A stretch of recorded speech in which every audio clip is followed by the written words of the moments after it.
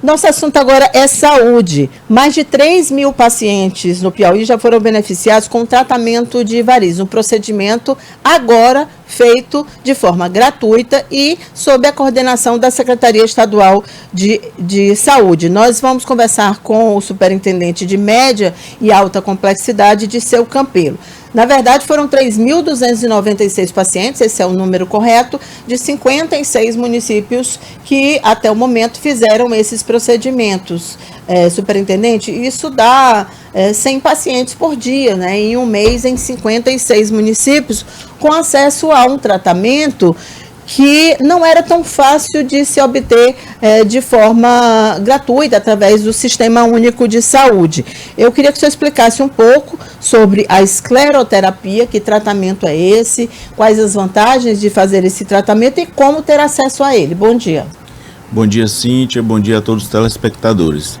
Então, diante do cenário que a patologia, né, o acometimento por varizes, ele é extremamente prevalente na população, principalmente na população feminina, a Secretaria de Saúde, juntamente com os municípios, né, via COSENS, que é o Conselho dos Secretários Municipais de Saúde, elaborou um projeto de execução para consultas, realização de exames de ultrassom, ou seja, diagnóstico, além do procedimento de tratamento.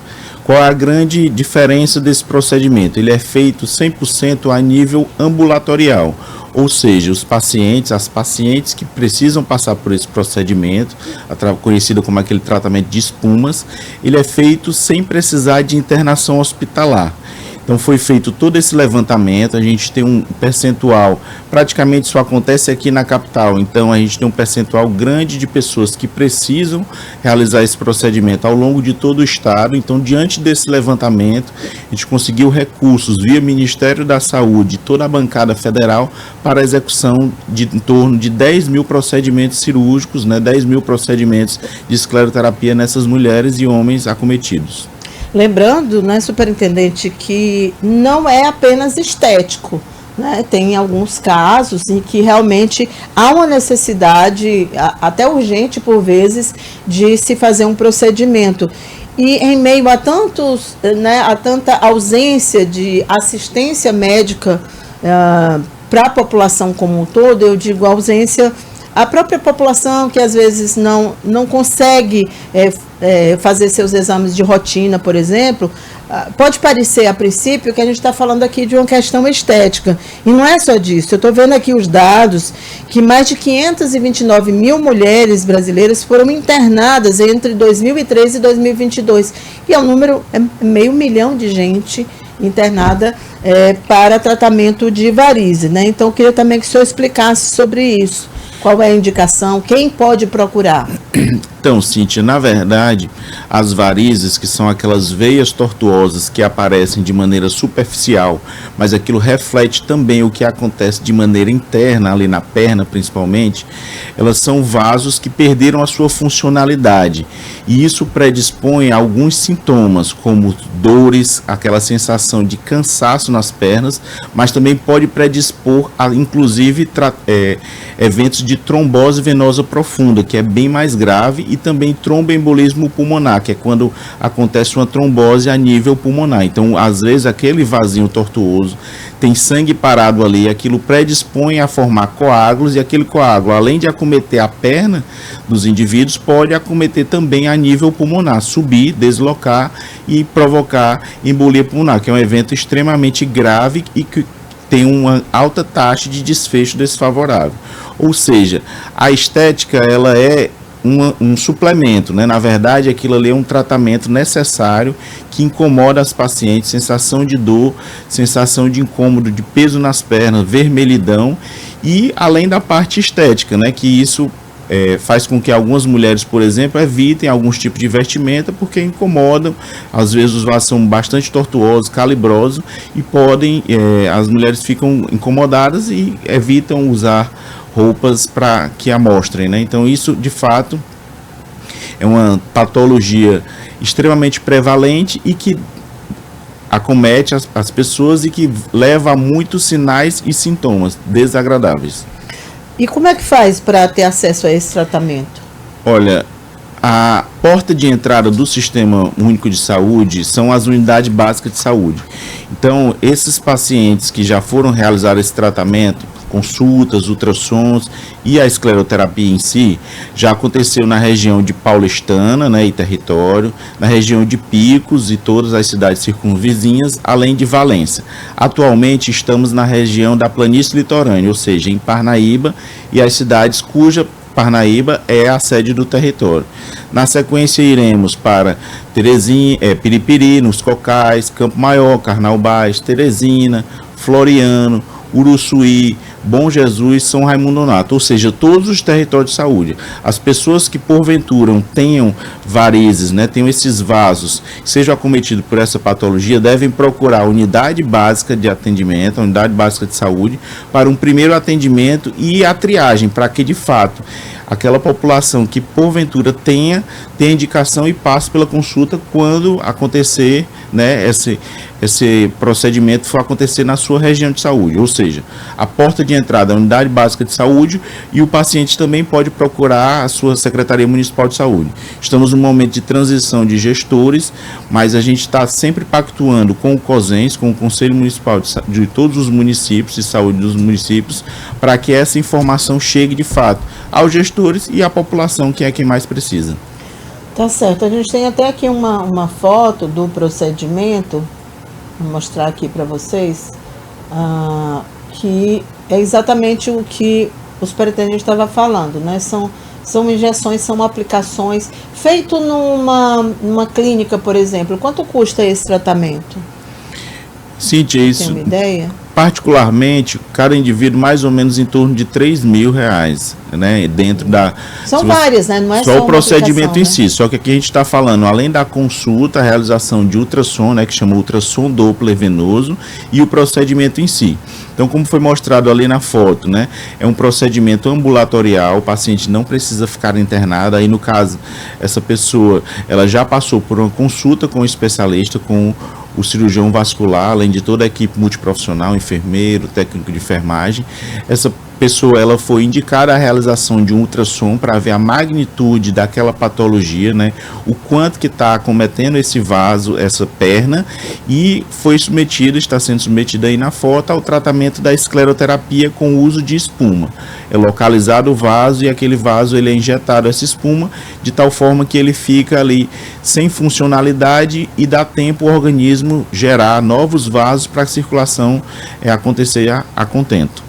Tá, eu vou só aproveitar a sua presença aqui, porque a gente sabe que ainda há uma carência muito grande, sobretudo nessas áreas de média e alta complexidade na rede pública, né, de saúde no estado do Piauí. Eu queria saber quais são os avanços que o senhor destaca nessa área, nesse segmento da saúde que é oferecida pelo governo do estado. Cíntia, a gente tem um dado aqui no Piauí. A gente tem aproximadamente 90% da população dependente exclusivamente do SUS. Ou seja, a rede pública ela é extremamente demandada. Diante de todo esse cenário, dessa necessidade, o principal plano do governo do estado, do governador Rafael Fonteles e do secretário de saúde Antônio Luiz, foi a expansão da rede de média e alta complexidade, ou seja, a descentralização do serviço, para que as pessoas precisem cada vez menos se deslocar para a capital ou para grandes cidades para ter os seus procedimentos, as suas consultas, exames e cirurgias realizadas. Como assim? Então, por exemplo, para a gente citar como exemplo, as cirurgias ortopédicas elas estão acontecendo nas sedes de macro-região, Parnaíba, Picos e Floriano, de maneira bastante avançada, de tal forma que a necessidade de transferência para a capital, para o hospital da Polícia Militar e para o Hospital Getúlio Vargas, principalmente, eles estão cada vez menores, ou seja, mais resolutividade próxima da população. Além disso, a neurocirurgia, a gente praticamente não temos fila de neurocirurgia. Por quê? Porque esse serviço está bem descentralizado a nível de urgência e emergência e a nível de cirurgias eletivas, também está acontecendo a contento aqui no Hospital Getúlio Vargas, de tal forma que a necessidade já é bem pouca, ou seja, não temos pacientes em fila ou com tempo alto de fila. E com isso a gente está tentando expandir para todas as especialidades, para que de fato as pessoas precisem cada vez menos se deslocar. Então, por exemplo, a gente liberou ontem a matéria em um hospital em Simplício Mendes, um hospital que não tinha centro cirúrgico, foi inaugurado no ano passado e já realizou mais de 300 procedimentos, ou seja, menos quase 400 pessoas que não precisaram mais se deslocar ali da sua cidade, da sua região, tiveram seu problema resolvido ali mesmo localmente. Então essa é a grande expansão da rede de média e alta complexidade. Sem falar no grande projeto que é o programa Piauí Saúde Digital, que esse de fato é a descentralização dos serviços de saúde, desde a atenção básica até a atenção especializadas, a todo o estado. Atualmente a gente tem dos 224 municípios, a gente já tem 222 municípios com adesão, ou seja, a população, todo mundo tem, independente de onde esteja, tem acesso via aplicativo a um médico 24 horas, né, um clínico geral. Tem nas suas unidades básicas de saúde também acesso, tá implantadas nesses 222 municípios, estão implantadas a telesaúde nas unidades básicas de saúde, ou seja, os técnicos, o grupo multiprofissional da saúde ali localmente treinado para a realização desse tipo de procedimento, né, desse tipo de consultas com clínicos. Além disso, está sendo realizado consultas com especialistas nas unidades básicas de saúde, sem falar na descentralização da média complexidade através de consultas e especialistas com a implantação de centrais de diagnóstico. Para a gente citar como exemplo, já tivemos a implantação e execução da central de diagnóstico em Piripiri, já tivemos a implantação em Picos e agora recente em Esperantina e teremos agora ainda no mês de janeiro em Parnaíba. Com isso a gente de fato, Cíntia, descentraliza o acesso da população via digital, via presencial à saúde. Tá certo, então, muito obrigada. A gente conversou aqui com o superintendente de média e alta complexidade da Secretaria Estadual de Saúde, Dirceu Campelo. Sobre esse atendimento digital, o senhor tem os últimos dados de downloads e utilização? Esse programa ele começou, sim, a gente começou ele no ano passado, né, começamos em 2023, em Piripiri e na sequência em Lagoa de São Francisco, cidade vizinha. O ano de 2024 foi um ano de expansão, conseguimos atingir 222 municípios, somente a capital Teresina e Parnaíba ainda não fizeram a adesão, e com isso a gente já teve, Cíntia, mais de 300 mil atendimentos a essa população, desde consultas com clínico, realização de consultas com especialistas, né, em 10 especialidades médicas e 2 especialidades não médicas, multiprofissional, psicologia e nutrição.